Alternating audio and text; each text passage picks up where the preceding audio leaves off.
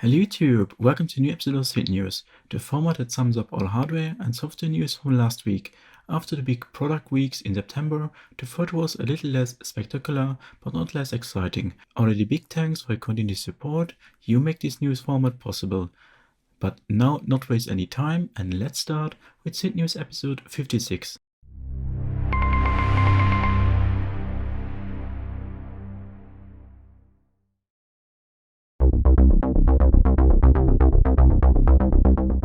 The previous week started with a surprising news, which turned out to be a deepfake. Some media websites, including myself, reported about a possible Ableton push 3 that was leaked in form of a photo in an Ableton user group. There you can see a device that had many features of a standalone push, including an SD card slot, audio interface and so on. The interest was so big as many people want an Ableton Live as a standalone hardware device. The interest was even greater after Native Instruments announced its Machine Plus. However, Ableton themselves have exposed the image as a fake, so no push 3, no standalone device or so. From a leak side, this picture is not only attractive for media websites, but also to encourage communities to talk about a possible push 3. So, do you think we will ever see an Ableton Live standalone device or a new push 3? Write me in the comments below what do you think about this idea. Even if the photo was just a deep fake, it doesn't mean that Ableton is maybe secretly working on a successor to the Push 2 in their headquarters in Berlin. Let's see. In Synth News 52, I already reported on Gotharman's latest analog drum machine synthesizer combo, Spazedrum. It has now got a second version, which not only has optical but also sonic differences. Visually, only the color of the case changes, from a striking blue to a more subtle black design. The internal changes are more interesting. Beside a new touchscreen for better menu operation, it now comes with a new filter setup. Instead of the dual SSI 2144 filters, the new Spazedrum Black uses two SSI 2140 filters per voice that gives the device a different sound character. Where the blue has more a crunchy sound, the black will have a cleaner sound. Other different are that the analog filters of the blue have a fixed slope of 24 dB, while on the black, the slope can be set to 6, 12 or 18 dB.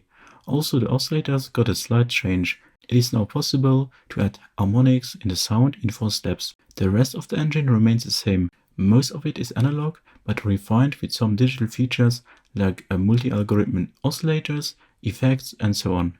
At almost €1,400, the Spazedrum Black is a quite expensive instrument, but one that offers a lot of features that others simply not have. Plus it comes from a one-man boutique manufacturer. Steda Electronics announced last week that the Roland TR909 clone is ready and that they will start shipping in October.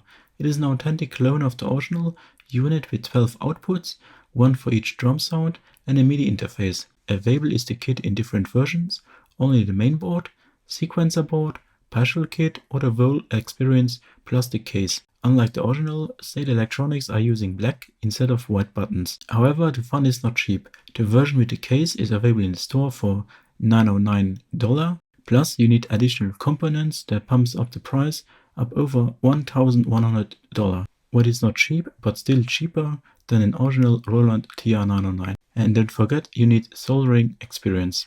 Is Behringer now making Yorick effect modules at a no-brainer price?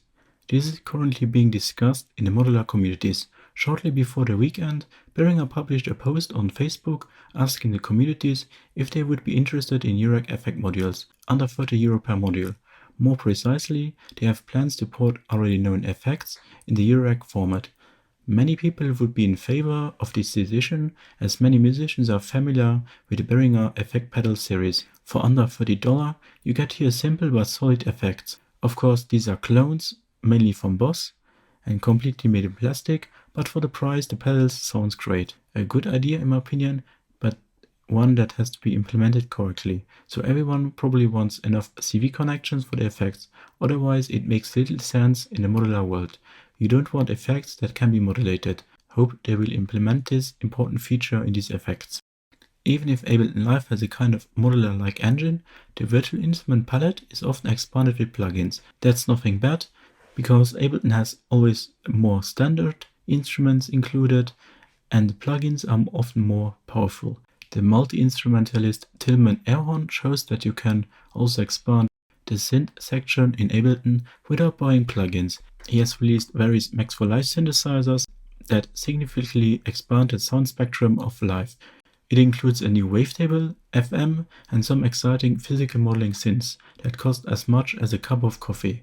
Anyone who works with Max for Live should take a closer look at these wonderful instruments. Many love the Roland TR-303 sequencer and its pros and cons. If you want to build your Yorick sequencers with this workflow, there's good news for you.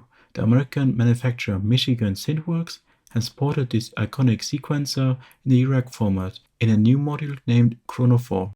Lovers of this sequencer can now enjoy all the features as a module. Pretty cool. For some time now, I have been reporting about the progress of the Majella Audio Implexus synthesizer on the Synth website. Now the exciting analog synthesizer from the Netherlands is on Kickstarter. For almost €1,300, supporters get a performance-oriented analog synthesizer that contains the best elements of East and West Coast synthesis. No screen, no menu, everything is under your fingers. It offers an analog single path with 2 oscillators, one complex and one basic oscillator. The complex is a West Coast inspired sine wave oscillator with folding and shaping options. So instead of removing, you will add here the harmonics in this section. The basic generator is a classic subtractive oscillator with 3 different waveforms. So both generators go then in a mixer where they can mix together with a sub oscillator and then further shaped with a filter. On the last stage of the signal, Implexus offers a delay effect to refine the sounds. On the modulation side, it has 2 multi-wave audio rate LFOs and 2 loopable ADSR envelopes with velocity. The envelope has a nice drone knob with which you can open the VCA and use the synth as a drone synthesizer. So it's a very deep analog monosynth from the Dutch company Majella Audio, and it's a bit comparable with the Buchla synth. For me, it's a very interesting synth because it offers a lot of features that are each equipped with a knob. Since it has no screen or menus, the synth is super hands-on, which makes the interaction with the instruments very direct. Turning a knob has a direct impact on the sound. I love the design and the sound of it. So it produces very classic analog sounds, but also sounds full of harmonics. €1,300 is a lot of money, but what you get here is not a clone of a well-known synth, but a synth which is developed from the ground up. I hope a lot that it will be funded entirely through Kickstarter. The developers deserve it. A big surprise came last week from Elektron. In the middle of the week, they introduced a new Analog 4 and Analog Rhythm version in black, without prior noise. It's not a new generation, it's just a makeover in black, including new color palettes. Personally, I like it much better than the light gray design. It looks far more noble and lovely. So maybe let me know what you think about the new black series. Do you love the black ones or the gray ones? Let me know. A day later, they also released a big firmware update for both devices with major new features for both generations, so the MK1 and the MK2. The new firmware features the new step recording mode from the Digi series, the trigger probability, the trigger preview, a better sample and sound management, and new sound content. The latter and the new class-compliant USB audio functionality is unfortunately limited to MK2 version. Nonetheless, I'm happy to see that Elektron continues to update both electronic instruments. I also like the black update very much. However, the small display is still for me a big issue. After the Spazedrum and the new Elektron devices in black, Moog also showed its new Dark series for the Grandmother and the Matriarch synthesizer last week. Also here, no hardware upgrade, just a design update in black with silver borders.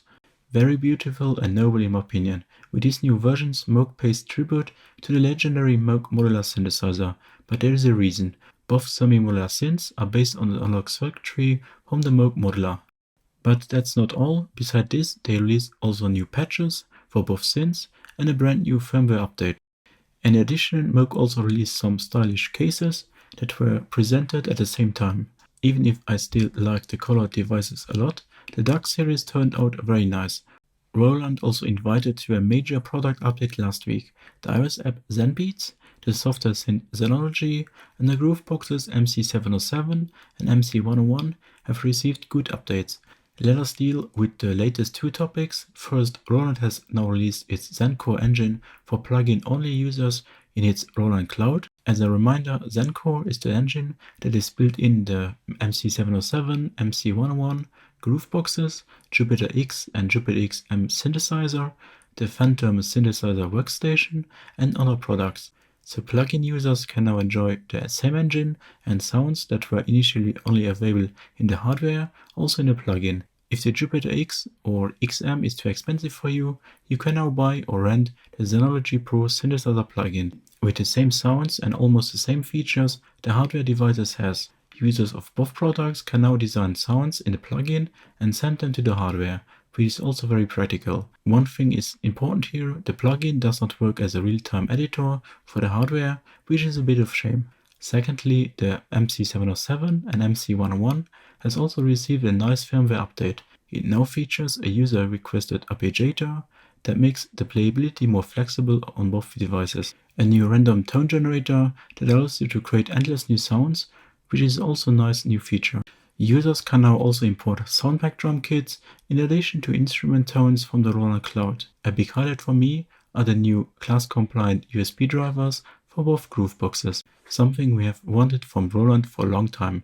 Big thanks, finally. Nice updates for the devices, so I'm curious how it will go on with updates in the future for Zencore-enabled products. Besides the new modules from Instru and BStack, the indie developer Flight of Harmony launched a Kickstarter campaign for the Infernal noise machine, a new synth voice for Yorick.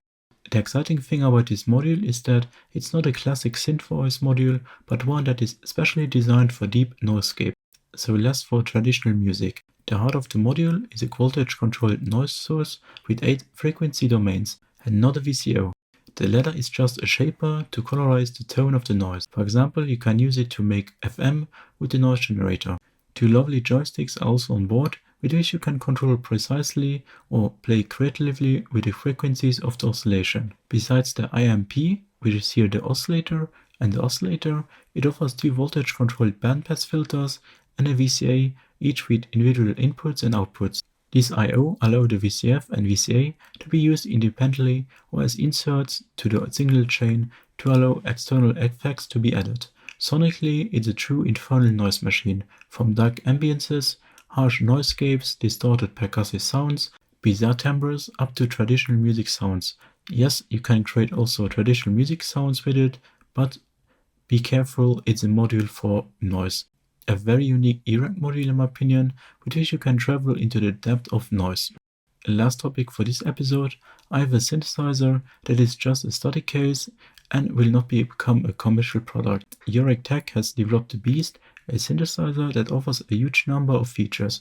2 VCOs, each has its own PWM LFO and pitch ADSR, and a sub-oscillator, a ring modulator, 4 filters, where one is an Oberheim ZEM style filter, then also a Roland SH1, a 904A Moog modular, and a mini Korg traveler-based designed filter, which is probably the most unique one here. Further, it has 6 massive ADSR envelopes, where 2 envelopes are clones from the mini Moog, 2 digital ones, and 2 CM-based envelopes.